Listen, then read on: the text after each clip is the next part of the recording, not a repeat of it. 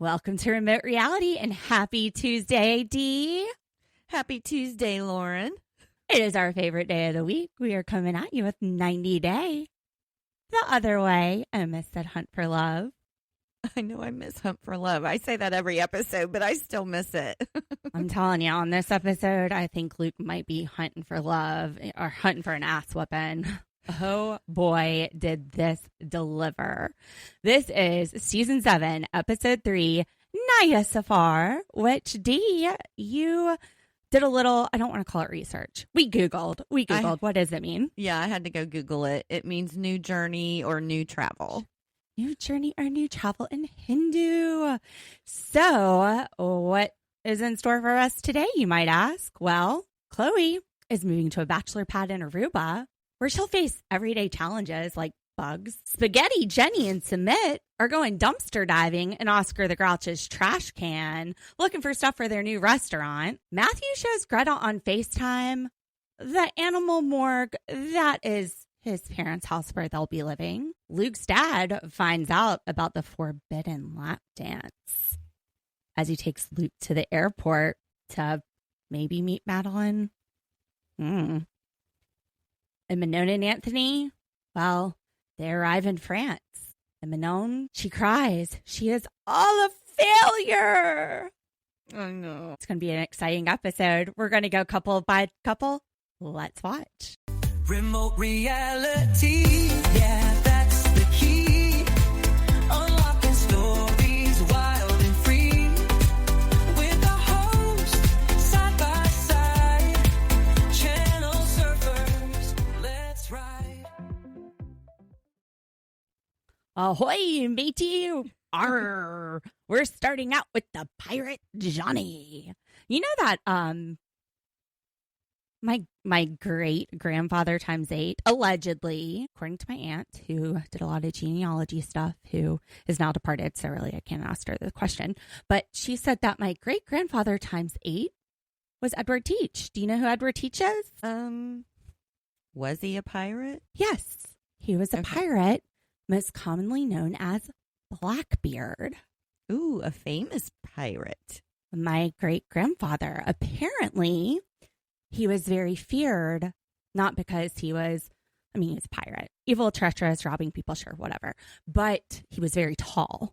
Mm-hmm. And that scared people because people back then were not tall. And every time I see my brother, I'm like, oh my God, it's true. It's true. We are descendants of Blackbeard.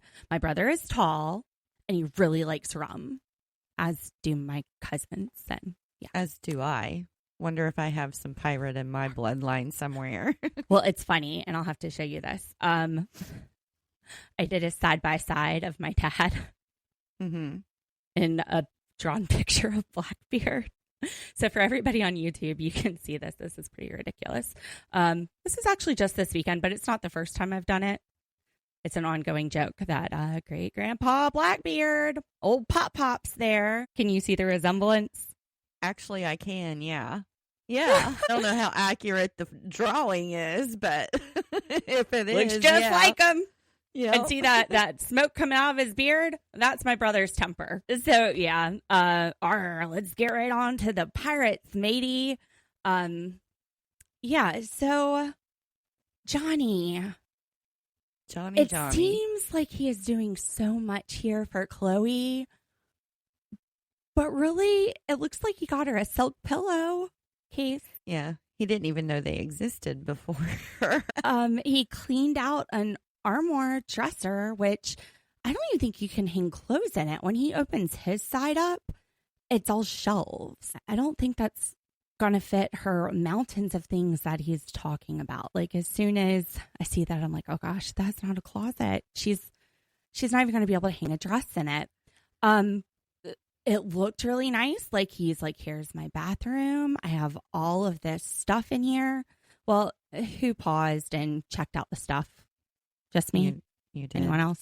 No? No. Okay, so first of all, I'm like, are her $100 million creams in there? I don't think they were. What I saw were some dental floss picks, man's deodorant, Hawaiian Tropic baby oil spray, because, you know, the SPF of 5 is what you need in Aruba. and what looked like a bottle of Garnier fruit trees. He would. I'm worried that these are his bathroom items, and I'm wondering where hers are going to go because it did not look stocked for her. Well, she's probably bringing a lot of her stuff. I would think. Like I would not trust somebody else to buy my products that I use. Where is it going to go? I don't know. He had it hanging off the back of the closet door in the bathroom. Where are her items going to be placed? I don't know. He but had medicine hanging off of his mirror, like ibuprofen. I mean, yeah, rum hangovers are real, y'all. You need that ibuprofen. But there's not even room for it, like on a dresser or a desk. He's got it hanging off the mirror.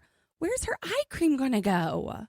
This is an emergency. 911. It's going to be an emergency for her. I actually thought he was kind of sweet. I thought he was really trying hard to make space for her and worrying about her being comfortable when she gets that there. Bachelor pad said trying hard? He pulled a silk pillow out of an armoire and he was like, yes, I finally got someone to live with. I think it was the whole story about his mom. It just kind of pulled on my heartstrings. The mom did get to me.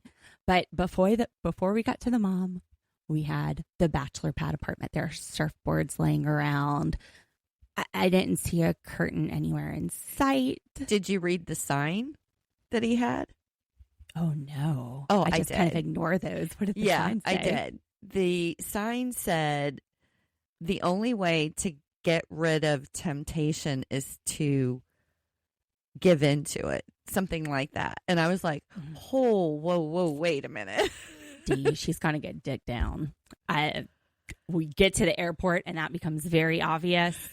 She is about to get, she ain't even going to remember what luxury felt like. She's not going to feel the bottom half of her body while she's there. So the last time that Johnny lived with a woman was with his mom. Before that, he had some hoe girlfriend that went and cheated on him on, New Year's Eve? She broke up with him on New Year's Eve. She didn't want him to be the first kiss that year. No, and he didn't have anywhere else to go, so he moved back in with his mom. And he got to spend a whole year with her until she died of a heart attack, and now she's pushing up roses. Yeah. And then he said he didn't really understand heartache or being heartbroken until losing his mom. And he feels like he's at a place now where he can risk it again. Did you cry today, Dee? I did not cry. Me neither. You know I did not me. cry for this part. I'm switching from my Prozac to my Lexapro. He was crying. He was crying. He was. Yeah. He was very heartbroken, and he really loved his mom. You could really tell. I just wrote "damn" and put a sad face. I have a feeling Chloe's going to be walking in and going, damn, with a sad face as well. But D, then I was like, oh, fuck, D is Johnny.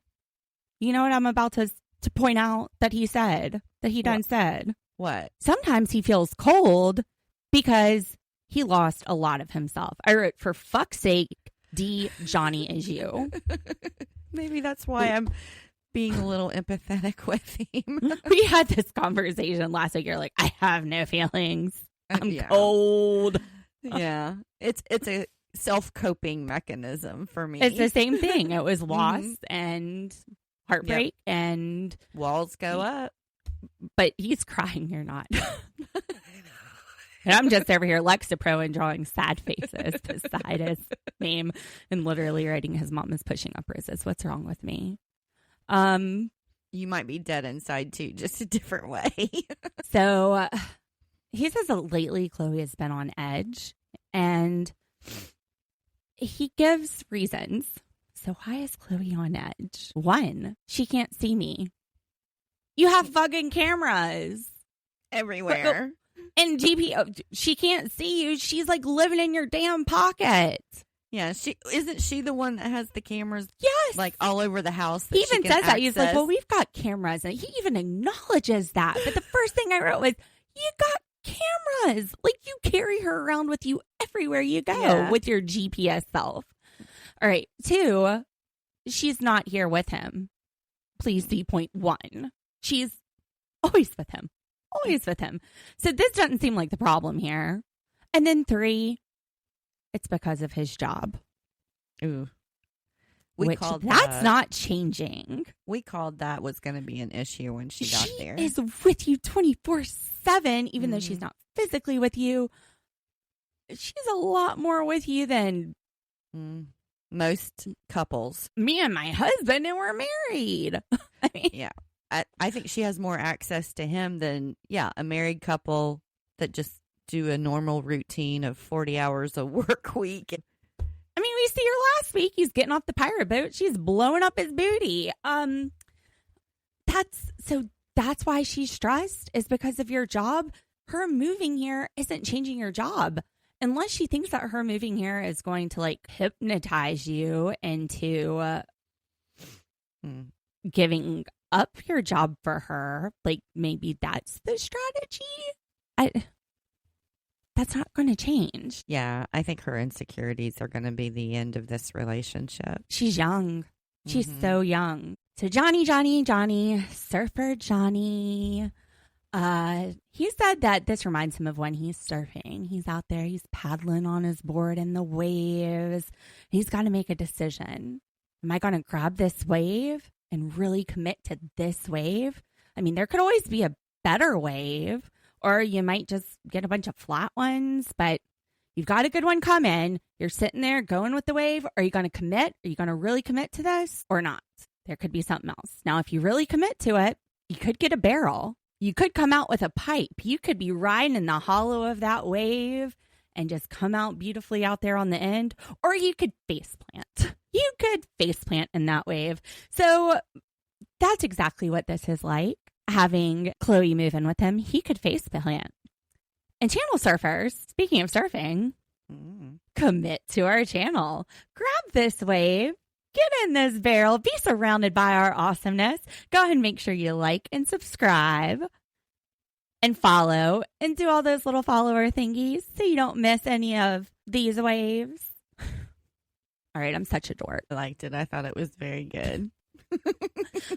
It's like, this is so cool. He's talking surfer. We're channel surfers. I'm such a nerd. Okay. Nerdy Lauren is here. We're so excited. Chloe has never paid bills. I could not believe that she made 6 figures and never paid any bills. Like, that completely shocked me. Thank you.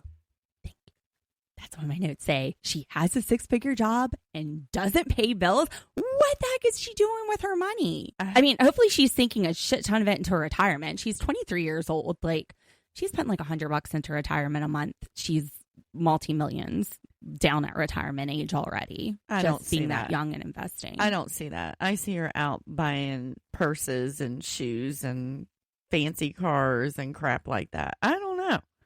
I just couldn't believe when he said she had never paid a bill. Figure job and she doesn't even pay her phone bill. Where is that money going? Why is her mom paying it? That's what I'm thinking. Like, it has to be mom. Is mom paying it? I'm assuming it's mom. I would say like a third of it goes to taxes. Yeah, true. Mm-hmm. But if she's like stuffing that aside, then really they're not going to have money problems. Because also Chloe later says that she'll pay for one of the bills, which we'll get into. Maybe that's how. Maybe she does have it invested. Mm-hmm. Yeah, what the heck? He's worried that Chloe will not be happy there because she's accustomed to a different kind of life. She doesn't have the simple life. She has a very extravagant life, really, compared to where he's living and how he's living. I'm worried that from a financial standpoint, their expectations, their reality, their wants versus needs are very different. Mm-hmm. She's going to feel like he is denying her things that she easily comes by. And he's going to feel like she is expecting a lot out of him because he's living a simple life. Like, if we're talking want versus need, you need food. You need a roof over your head. You don't need hot water. She needs hot water. Like, need for her has a different meaning. Do you see what I'm saying? Yeah. But I have to say, I probably would want hot water too. Even though it only, at the worst, gets to 75 or 76 degrees there. I don't know, Dee. I don't know. I'm going to have to disagree with you there. My dog's barking. And actually, we're about to get to the part where we have the whole hot water shower discussion, but I don't want to miss the airport scene. So the next thing that we see, Chloe is arriving at the airport. And it was so sweet. Johnny was waiting there with white roses for her. Yeah. It was very sweet. I thought it was adorable. Chloe, she walks out of the airport and she goes, I'm here. I feel the warmth. I've taken off my layers. And she's got a one-way ticket. So that's exciting. She's not turning back. That's a commitment. Until she jumps on Expedia and books one ticket back. Now, she compares this to cheer, which is just a reminder to me how young she is. Her life experience all goes back to cheering. So this is like when her coach is getting her ready for a competition and she's telling her it's time to go on stage. And she's just like, oh, crap, I got to go. That's exactly what this is like. It's exactly the same thing. But it's really not. Well, I mean, she just has a very limited life experience so far because of her age. I'm even trying to wrap that metaphor around my head. It's like, okay, so she's not feeling it, but she's got to get in the spirit. So she puts on that face and gets in the spirit. Is that what's happening here? She's not really sure about Johnny, but she's just going to put on that face and go for it. That could be what she was meaning. I thought it was more about getting on the plane and leaving everything kind of thing. I've decided I'm going to do this. I'm going to do it. I'm going to do it. Johny. Oh, it's Johnny. Love. Aren't you in love with me? I'm Chloe. Yeah, I'm Chloe. Yeah. Woo. Go team. Woo. All right, yeah. Johnny's ready to fuck. He walks in.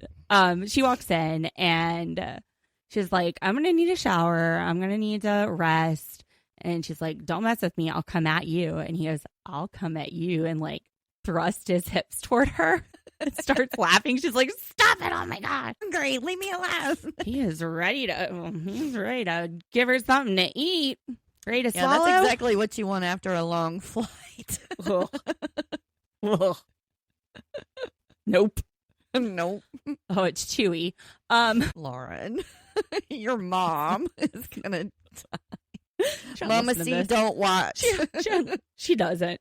She doesn't want to watch this trash. She thinks that we should cover Survivor next after Big Brother. Nope. She thinks you're bad enough with the Big Brother. She's constantly correcting you there, and you're like a little angel on Big Brother with her. What? Am I? Compared to what I get, yes. True. Compared to what Liz gets. You and Liz are even like worse. G-rated. That's another level. Like, I won't even go to Liz that and level. I need to just go to Patreon. I'm like, Liz, all right, look. If we're doing shows together, it's going to be Patreon. Because okay, anyway. Sorry, ADD sidetrack. Yeah, so he's ready to come at her. So she's swatting at flies and mosquitoes in the car, and I'm just like, welcome to the warm, humid weather. Mm-hmm. Yeah, I had to get a palmetto bug out of my room the other day. No. Yeah, we was crawling across the floor. So I scooped it up with a greeting card and let him outside on my balcony. I don't know what was flying around that car, but it was definitely big enough to be visible. Like, you could see it going through the car. I'm like, that's huge. Welcome to the South, girl. Also, I could tell the humidity was starting to get to her hair. Like when she walked off that plane, it was starting to fluff up some. She's going to need to go get that Brazilian blowout done. Could you tell? She was starting to get a little frizz.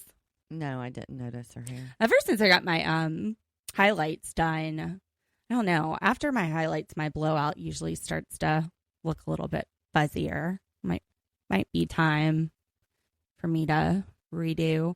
Anyway, to the showers. We are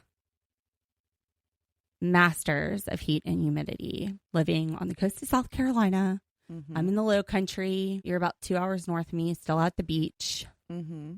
What's the weather for you today? It's really nice, actually, because, I mean, it's, what, the second day of fall, third day of fall now? I think it's the second day. Really nice. All right, so here it's 81. Mm-hmm. And I've got yours on here as well. It's 81 for both of us right now. Yeah, it's nice. I'm comfortable with that. You're not. It's 81. It is 81. And after I showered today, I texted you. I was like, I'm going to need a half hour. I am just sitting in front of a fan right now, trying to cool off. I'm sitting over here with my little fan, like fanning myself when I get on with her. And that's after blow drying my hair. So it's just...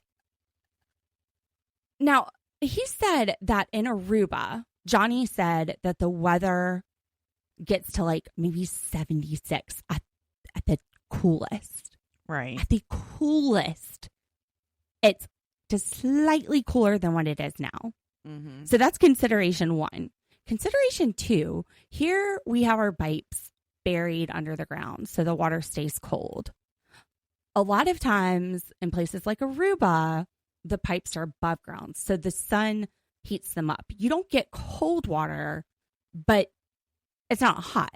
It's like room temperature water. Gotcha. Okay. So imagine, and I know you've done this. I've done this as recently as like a month ago. I mean, August, it was summer. It's hot outside. It is hot outside. It is humid outside. You need a shower. Are you getting into a hot shower? Or are you sitting there and putting it on like room temperature? Maybe like even tipping it a little bit less depending on if it's 108 degrees outside or not. I am always taking a hot shower. Dang. Always. And here's my reasoning. So for like years, my mother-in-law did not have AC in her house. So we always went in for the 4th of July. It would be so freaking hot and humid up there. And everybody else... Wait. This was in Ohio. This was in Let's Ohio. clarify. Okay. So, D, if she was living without AC on the 4th of July in South Carolina, she'd have been gone from heat stroke. Right. But I have a reasoning for this. Everybody else in the house always took cold showers. I'm taking hot because if I take a hot shower and I get out into a house that has no AC, I actually feel cooler because it's... How do you breathe, though? I don't know. How do you get out of that shower with air in your lungs? Look, I hate the cold. You boiled yourself like a frog in it. I don't know if it has something to do with that or what, but there's also a reasoning among people who drink coffee, avid coffee drinkers, that say they drink coffee in the summer because they feel cooler after drinking a hot beverage. So I don't know. I don't know what the reasoning is, but I always felt cooler taking a hot shower and getting out because the shower was hotter than the room that I would walk into, and then it made me feel cooler. I don't know the reasoning. I don't drink coffee either. I don't drink coffee either. Me and my Diet Coke over here. It's orange cream flavor. It's pretty good. All right. So you would still need the hot water. I could survive if it's just warm, like what you're saying. If it's running through warm pipes, I'm good. But I can't stand freezing cold water, no. Oh, she's going to pay. She's going to pay the $100 a month for it. How she's getting that money, I'm not sure. I'm wondering if her mom is still going to pay expenses. Her mom's always been paying her expenses. I wouldn't be surprised. She's not going to let her baby not have any of those luxuries. No hot water. I will pay for it, honey. I will pay for it. Is she? She's 23. Adeline is 20.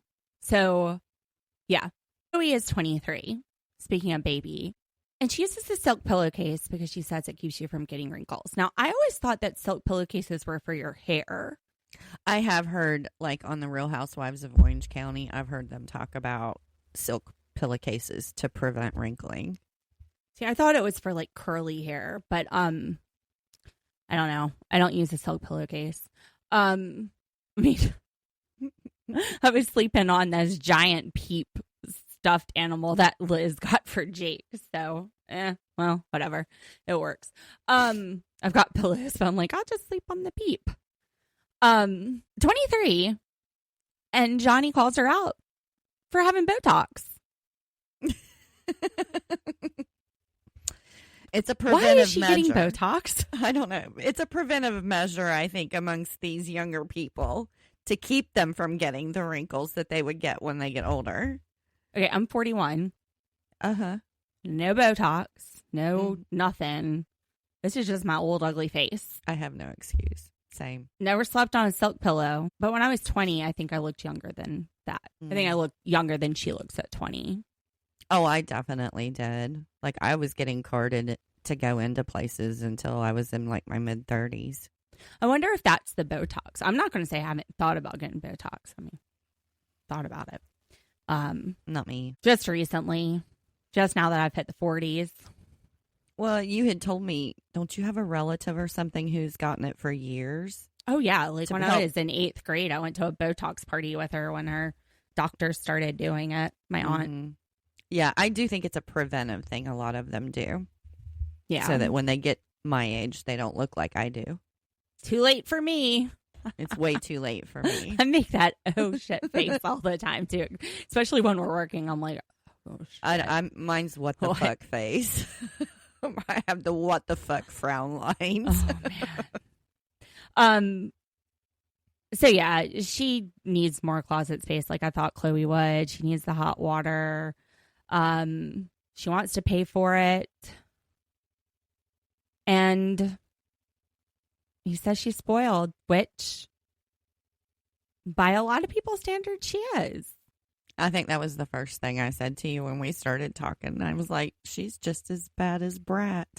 It's like Brat 1 and Brat 2. This is where we may start seeing, though, where her mom, and she's still young, but her mom keeping her in a bubble may have become a block in her development. I think where she isn't ready to be on her own. I think there's going to be a huge difference between the two based just on that.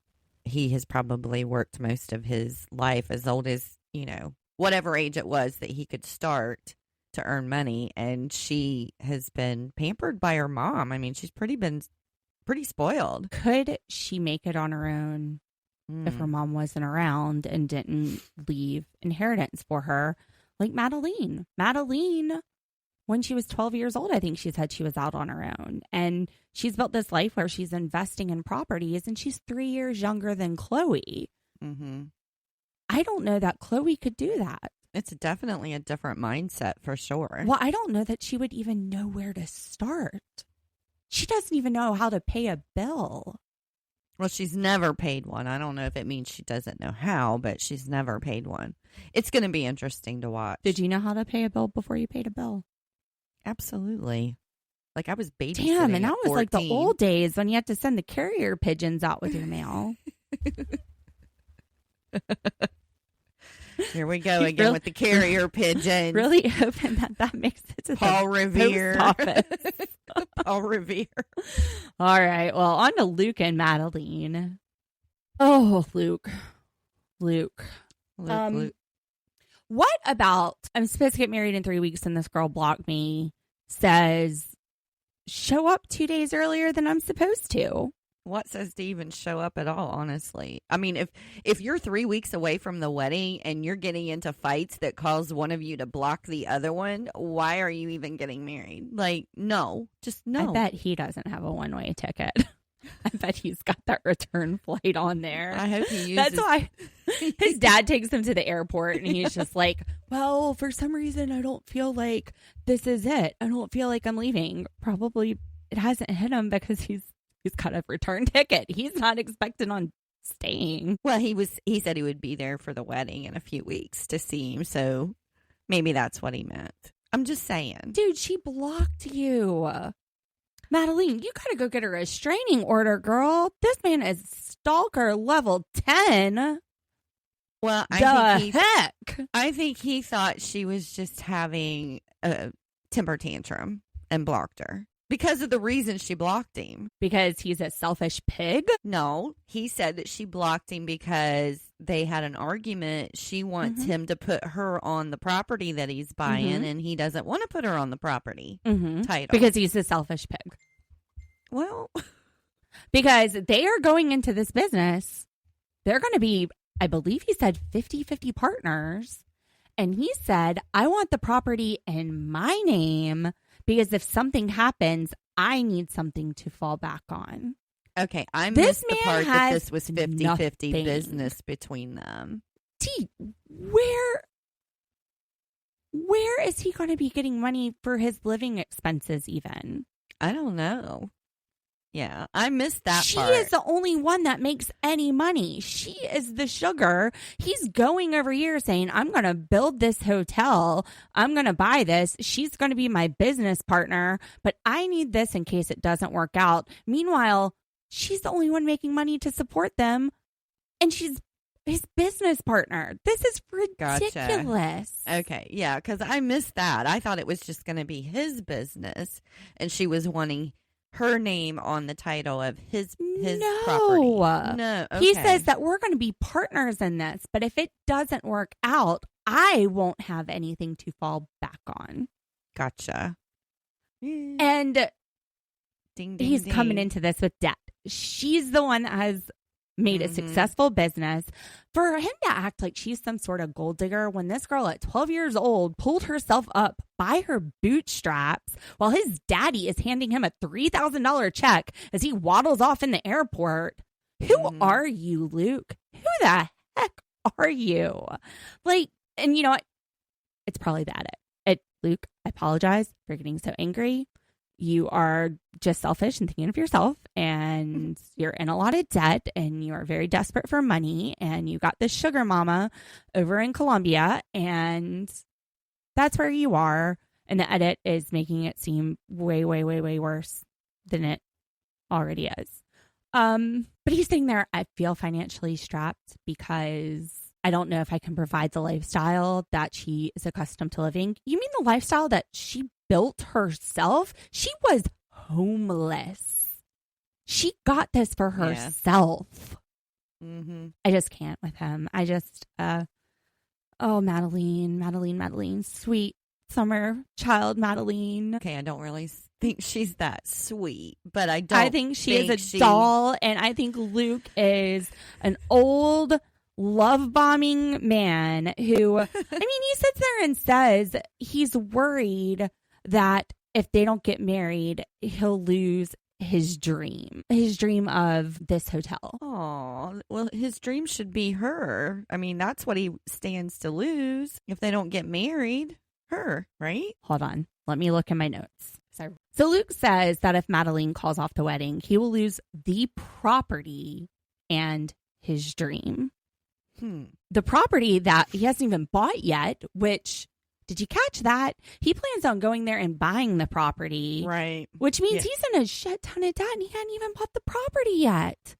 I'm wondering if he can't buy it without her because he is in so much debt. Or he may not be able to buy it because of where they're at and he needs her in order to purchase it or something. I don't know, because she's native to that country. I got questions. It ain't the way that Luke or the editors are twisting this, it's just, I mean, he's sitting there saying if his investments don't come through, he's afraid she's going to leave him.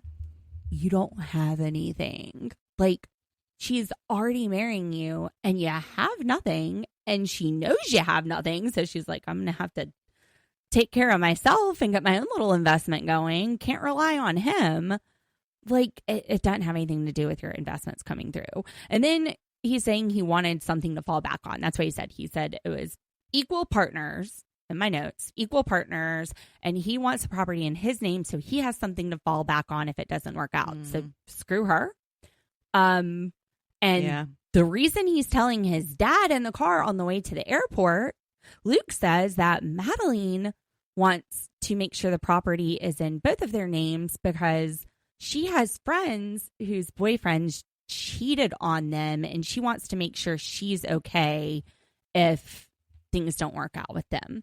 All right, so A, you are wanting to make sure things are okay if it doesn't work out with you and Madeline. That's why you're saying that. 2, you did cheat on her. You at least had an emotional affair where you were calling somebody your spouse. Mm-hmm. So is it really because her friends have boyfriends that cheat, or is it because you cheated? And C, she don't even know about your secret little lap dance. And she's already blocking him. She needs a restraining order. This man, this 32-year-old man, whatever he is, he's like over a decade older than her.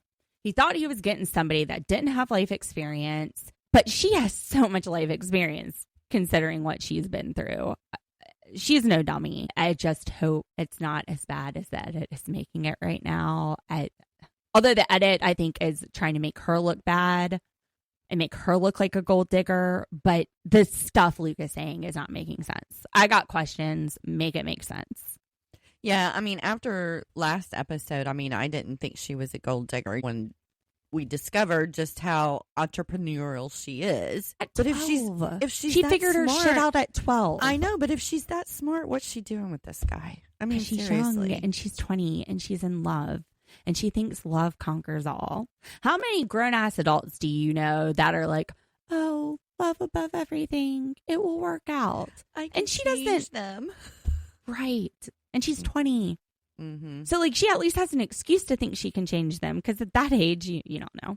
And people at that age are changing so much on their own that they might change, and you might think it was you, but really it's just life figuring itself out. It's gaining wisdom as you get older. I'm worried for Madeline. I'm so not. glad. I think she's perfectly capable of taking care of herself. I don't think she's going to take much shit. I think there's going to be one thing that sets the red flag off for her finally, and she'll be like, nope, I'm done. You mean like blocking Luke before he came 2 days early? Police officers are going to be greeting him at the airport. So, yeah. Oh, man. All right. Well, speaking of greetings at the airport, the only time I got misty-eyed in this whole episode is when we're getting on to Anthony and Minone. This was a pretty short segment. The first part that we see with Anthony and Minone, they're just recapping last week.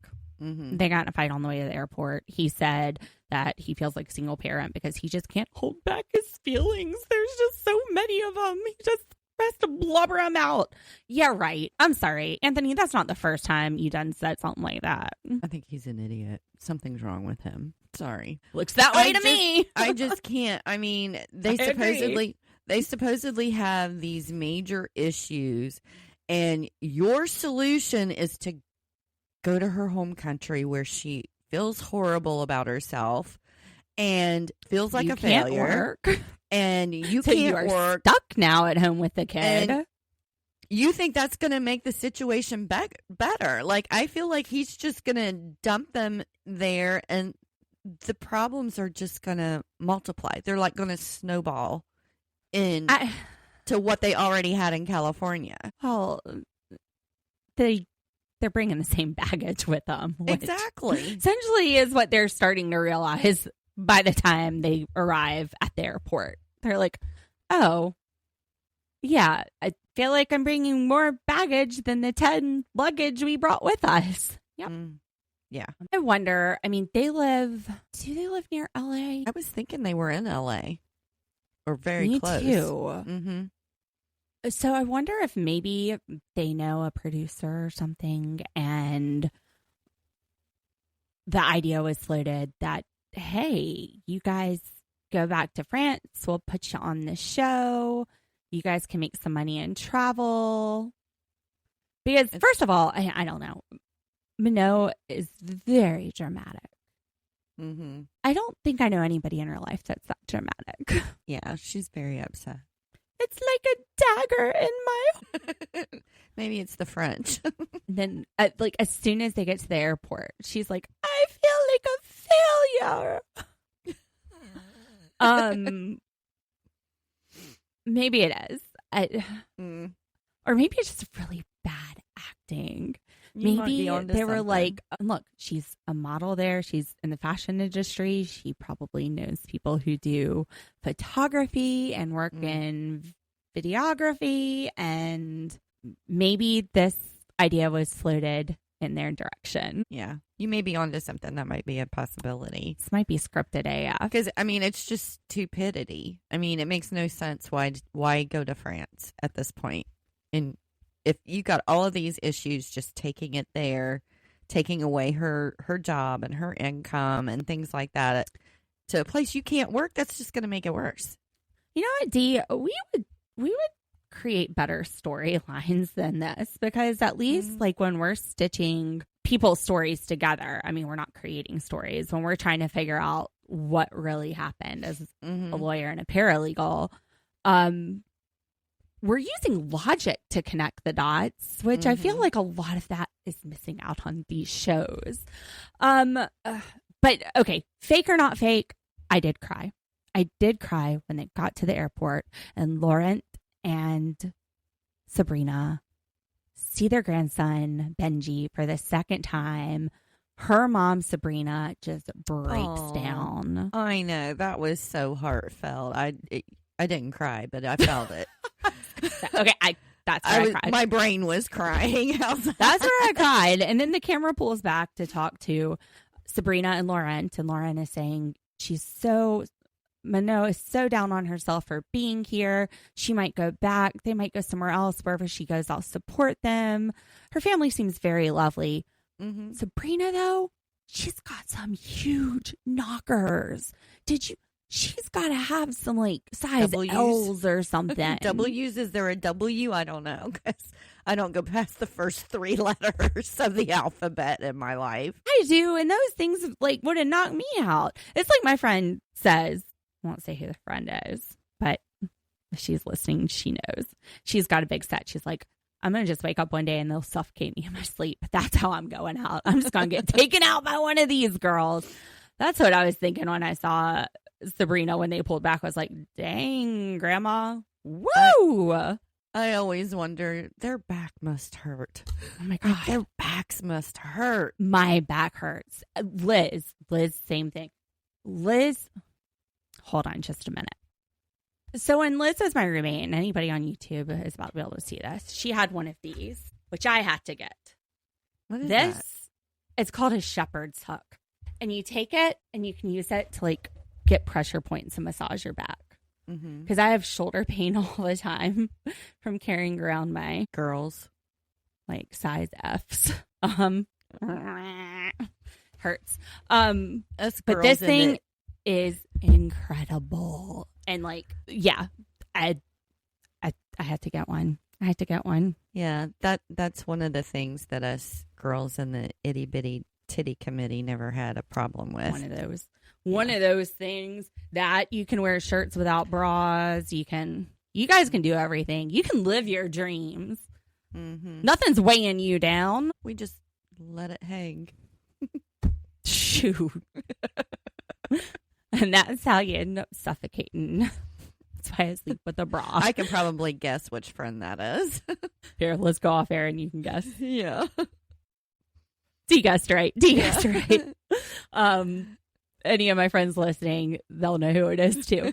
All right. So, but she says it out loud to everybody. So, they'll know exactly what I'm talking about. Anyway, 10 years. I mean, it's so dramatic. Minone, 10 years, a suitcase for every year of my life. Like she's packaged it all up into one suitcase. And she's worried she's going to lose herself. She's worried she's going to have to make herself fit into this idea of what a woman should be in France. For some reason, though, I get the impression that Minone would have no problem telling someone to fuck right off. Yeah. Just me? Exactly. Yeah. And she kind of seems like someone that speaks her mind loudly and openly. Yeah. I know people like that. Me. Yeah. Yeah. Scripted. I'm gonna go with scripted on this. As am I gonna go with scripted on Jenny and Sumit? It was bad.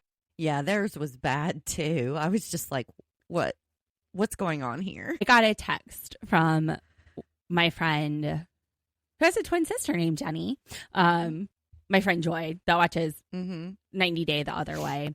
And she's an episode behind, but she like texts me her thoughts and then she's like, but don't tell me what happened. I haven't seen the rest of the episode and I'll listen to your podcast to get your side, but this is what I'm thinking. So this is what we got from her from last week. Oh my God. This was yesterday about 7 o'clock at night. Oh my God. Just started episode 2 and it is so staged. They have Jenny making her first dinner for the family in the house and she's going with spaghetti and ragu brand spaghetti sauce. Okay. I was like, yeah, this is super staged. Just listen to the pod. We said that last week and I'm going to go with that this week too. Where did they find Oscar the Grouch, a.k.a. Rohit? Is this is the old business partner that Sumit worked with? That's the way I don't even know if took I'd call him a business partner. Is They like, worked together. well, Sumit was working for him, and we got a tale of 2 stores. We have a tale of 2 cafes here. Tell us what Jenny and Sumit's side of this is. Well, Sumit's side was that. Actually, I think I know the other guy's side more. All right, I'll do that. Jenny and Sumit side of the story.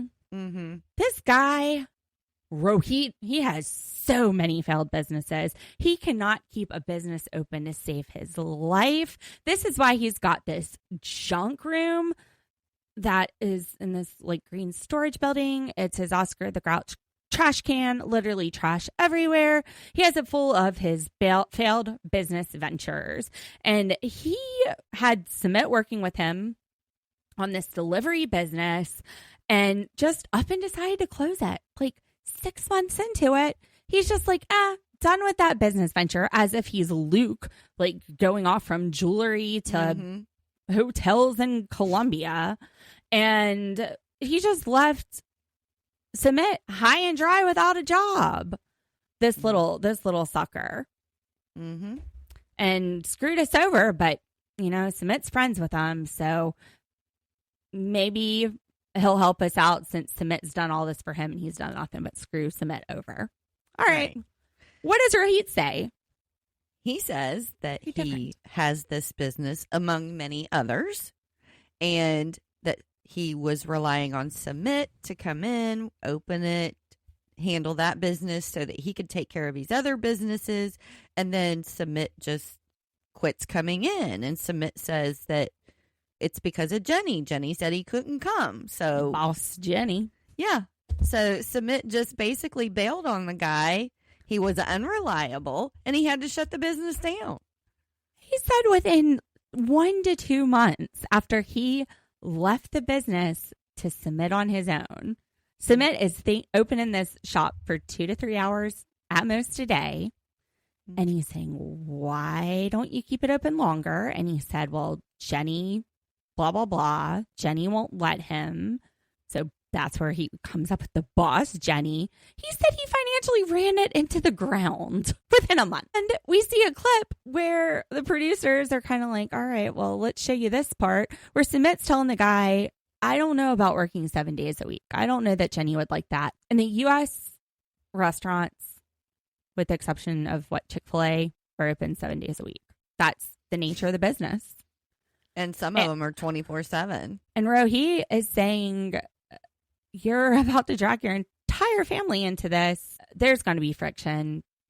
This doesn't always work out the way you think it's going to, which I wonder if that's a little bit of foreshadowing. But they go there to look for some used restaurant equipment. And as they're going in, Jenny says something wise. What is the bare minimum we need to open this restaurant? What does Sumit say? We're going to look at my friend Ju's stuff and he might want us to buy everything. So we'll see. What the hell? He has no get there, business head. And he's no like, business head. I don't even think this stuff could fit in there. And his friend's like, oh, it has to fit in there. Like, you need all of this stuff. Where in this sandwich making world do they need a fryer and a grill? Could they not make a cold sandwich? Could they not make some little pimento cheese sandwiches? They're hooked on these burgers and fries concept. So I don't know if that's what they're planning on doing, because I thought they were planning on doing coffee. That was the main focus. Yeah. So why not change up the food? If we're going into what Jenny said, what do we need to open it? Your main player is a coffee maker. Oh, not even sure that need equipment. Burgers and fries. Well, yeah, and she's not even sure all of it'll fit in their space. Neither of them are. Yeah. And then Rohit's going, well, who's going to cook it? Jenny Spaghetti over here is like, hey. Or he's laughing at her because he's had Jenny Spaghetti. He literally is laughing. He can't stop laughing when they said laughing, Jenny. Holding back, throwing up. I've something had her like spaghetti. that. I've had her spaghetti. I'm going to start calling her Jenny Spaghetti. I think we should. Jenny Spaghetti. I wonder if she even knows like to throw it at a wall and see if it sticks. I don't know. Because last time it was al dente. Sometimes just the expressions on her face, like I just have to kind of sit and laugh because I'm like, she looks like she's just like a blank noodle stare. Like there's nothing, like there's air between the ears. Like you're gonna see through, one side right out the other. It's just blank. It's you know like what? One day we'll be 67. I hope I'm not like that. There's already a lot of air. There's a lot of air between these ears right now. It's going to get worse. I'm not saying that there's not any there. I'm just saying the expression on her face is just blank. It's like there's no wheels turning kind of expression. You know what I mean? It's just like a deer in the headlights. She's got spaghetti in her brains. What's wrong with my spaghetti? I'm offended. Nobody likes this woman's spaghetti. It must be really bad. She's a noodle head. She's got noodles for brains. Sumit is like, I think you're going to help me out. He is beating around the bush. It's like, what do you want? Just spit it out. I'm not giving this to you. That's what Rohit said. And he's like, well, I want to get it on credit. So I thought this was interesting because he's like, no, I'm not going to do credit. And that's something we've speculated. What is the borrowing culture, the credit culture like in India? So then he says, let me just sell it to you. How much? And Sumit says 35,000 rupees. And then the guy goes, I was thinking 40,000 rupees. You know what I did here. Do you know what my financial mind immediately did? Yes, I went and did the conversion. So, because I'm sitting here like, we do this. We've done this before. We've represented restaurateurs before and had to value their businesses, which the way that we do that is we look at the value of the assets minus the value of the business's liabilities. Bottom line, boom, boom, boom, bada bing, bada bing. It's not publicly traded, so you got to value a company somehow. Bottom line is what you get after you sell the assets and pay the liabilities off. So, and you look at value based on the present condition. So if you're getting a used fryer that's sitting on an Oscar's garbage can, it's not going to go for the same thing as a brand new fryer. So I'm wondering, what the heck is 35,000 rupees? Like, how does that compare to what we might value a fryer at? Yeah, so 35,000 for the fryer and the grill. That is about $395 US dollars, and then 40,000 rupees is about $450. So I thought that was, probably a reasonable probably price. The same. Like if you're in the US, then there's this old used restaurant equipment, I don't know, sitting in a trash can essentially. Maybe less. I don't know. That seemed fair. So he's like, I'm not giving you credit. But then he's like, here, let's do it on layaway. First month's free. He paid me in 30 days. He put it on. Well, not layaway, because I think he's letting them walk out with it. Yeah. He didn't have much faith in them, though. He definitely wasn't going to do long-term credit. No, he ran his last business into the ground. Why does he think this man's going to make any money to pay him that? Yeah, I thought it was a pretty good deal, honestly, that the guy gave him. If it fits in their damn shop. Yeah. I don't know that that's going to fit in there. Dog, just cook it at home and microwave it there. I don't know. That's probably next week's episode. Them trying to get the equipment that he bought that's not going to fit. We're just like playing out the storylines for you, TLC. We see what you're doing. We see where you're going. And where are we going with Greta and Matthew? Well, we met them last week. And this week, it's pretty short. Matthew's stressed. He's got a zit. Greta's going to love him. Even if he has his zit face. She's going to have sex with him whether he has his zit on his face or not. Even if it pops out on her while she's getting it on and it goos all over her. She'll be like, which one was it? Is this white pus or... Now, I felt like this was a storyline too. Greta is saying, they're saying, Matthew, you're supposed to be looking for apartments. I thought you would have something by the time I got there. I'm going to call BS on this. I am too, because I don't recall that being the situation at all in the first two Or No. the first episode that we The first saw them in. episode. First Yeah. episode, she's leaving the love of her life, the cat, with her friends until she goes over there and they get established and they're able to find something and move out of his parents' house. It was always the plan to live with his parents. Not, I'm giving my cat new parents, and why haven't you found an apartment yet? Mm-hmm. This screams producers. I'm starting TLC. Do better. Y'all got to connect these dots better, babies. Do better. You got to connect the dots better because, man, this is some BS. This is some BS. Now, you can also tell when they're talking about Matthew searching for apartments. If you listen, it's very obvious. The Franken clipping, where you can hear where production is cutting sentences, splicing and dicing them together and making whole new sentences come out of Matthew's mouth. Like, usually they do a pretty good job of blending it in, but you can hear the tone changes like 2 or 3 times in one sentence where they've just made him say a whole different sentence. It's wild. You would think with AI, they would be getting better at that. But one of the things to look for, and Liz taught me this, you'll see them like in an ITM talking to the camera, and then you'll see it cut away to B-roll. Listen around that part, because the reason you're not seeing the person continuing to talk, you're not seeing Matthew say the whole sentence, is because he doesn't say the whole sentence. They cut to B-roll so they can slide in whatever words they want to slide in, and then they come back to him talking and saying whatever it is they want him to say. So, but you can hear it. Like a lot of times you might just be seeing it. It might be very subtle. I wrote down the Franken clipping here is wild. Now, Matthew, his parents' house, Matthew is a vegan, but his dad was a butcher. Again, producer driven. Greta needs a storyline. Hey, Matthew, is there room there for our food? Okay, like they might eat all that food before she gets there. It's not even in the top 10 things I would have been asking. Why are you worried? Like your dried beans don't need to go in the fridge. They just want to open it up and show us the animal morgue that is his parents' freezer. Like it's just raw meat, the whole thing. Look like dinner to me. I don't know. I got a lot more like prepackaged stuff in my freezer. Like, oh, pierogies. I can just heat those up. I can put this frozen pizza in the toaster oven. I can I was like, oh, here's a roast. heat up these mozzarella sticks. I was checking out the roast. Oh, that's a stew. Let me get the crock pot out. Now, Matthew feels like Greta might love her cat Hazel more than him. And she does. And she does. She doesn't want to hurt his feelings, though. She loves her cat more than him, but she's leaving her cat to come be with you. This is complex. I was laughing because he referred to him, Greta, and the cat as a love triangle. Except Greta and Hazel are on the bike and he's just watching. He's a voyeur. This is getting into some weird territory.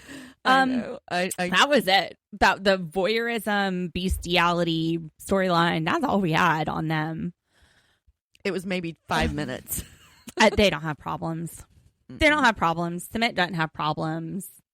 And Jenny and Manon got problems. But they also might have production driving this because it seems a little dramatic. I think It'd just be Manon. Production needs some new writers. Chloe and Johnny, they've got problems. She has problems.